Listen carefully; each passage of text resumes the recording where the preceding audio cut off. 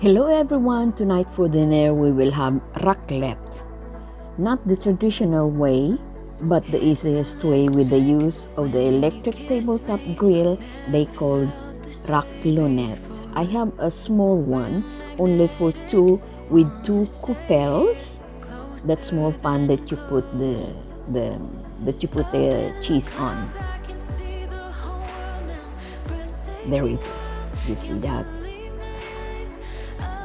The traditional way is putting half of that big cheese in front of a fire to melt and then scrape it into the diner's plate. There. But before we continue, for those who's new to this channel and still haven't subscribed yet, do so now and click that bell button too. That way you'll get notified each time I uploaded a new video. Okay? Now, we go back to the raclette. For this, you need some sliced cheese.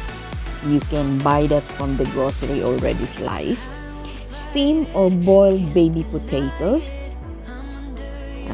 Cornichons or pickles. Cold cuts or charcuterie. They call that in French. And then you have your black pepper, your chili or paprika.